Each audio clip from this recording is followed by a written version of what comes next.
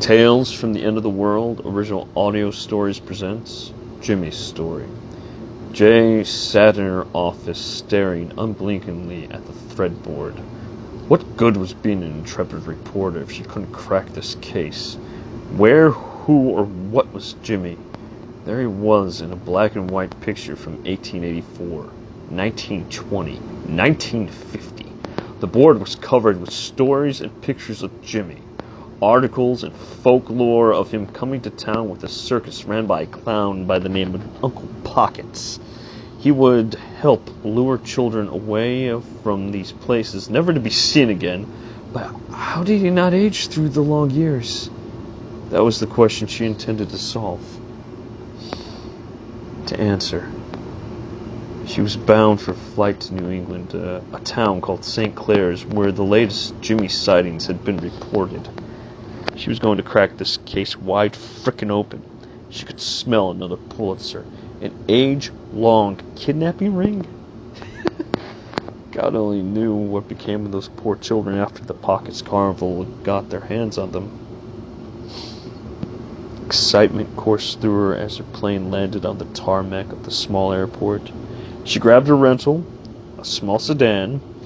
The town St. Clair's was about 20 miles from the airport.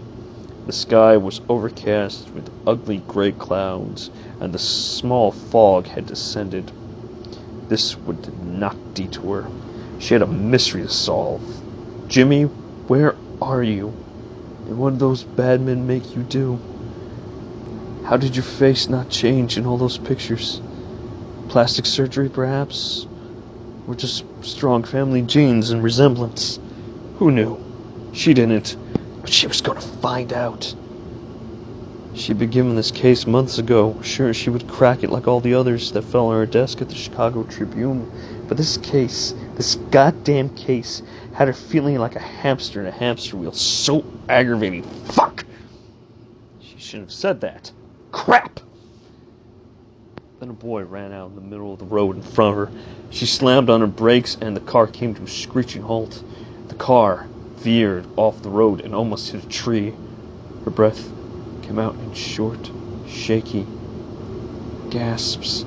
Her heart raced like a jackhammer. She looked up and everything for her stopped. In the middle of the road stood Jimmy, staring at her, smiling. She unclicked her seatbelt and flung the door open. "Jimmy!" she yelled. Jimmy laughed and bolted in the woods. She followed him, screaming his name. The fog was thick now. She stumbled into trees, into bushes. She tripped, fell, cut herself, swore, but followed the boy's laughter, still screaming his name. She came out of the fog, and in the ground she found a large concrete block and an open manhole. From below, the sounds of Jimmy's laughter drifted upward. She was going down there. All the answers were down there. She was sure of it. She grabbed the rungs of the ladder and she went down into the darkness. She reached the bottom to find a cobblestone roadway with black old-school gas lanterns lighting the path. She followed it, still listening to the sound of the boy's laughter. At the end of the path was an archway that led back outside. She stepped on muddy ground of a dilapidated carnival. Tents ripped and torn from the weather and neglect. Rusted animal cages with skeletal remains. Rides and games that caved in on themselves covered in rust. Her feet slushed through the mud.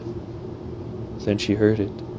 A wet, sucking, slurping noise that froze her in place. The heckles on her neck stood up as she broke out in goosebumps.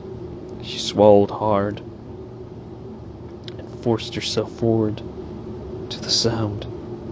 She stepped around one of the tents and her eyes widened at what she saw. It was huge, black, amorphous blob with tentacles.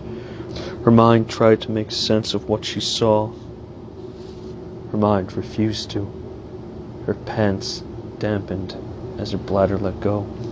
The scream that she wanted to let loose sat like a heavy stone in her chest. She panted and whined in the spot.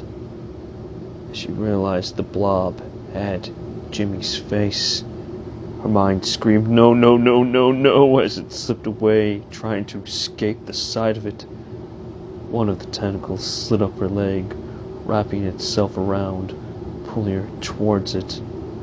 She went into the blob quietly, completely mad, and without resistance.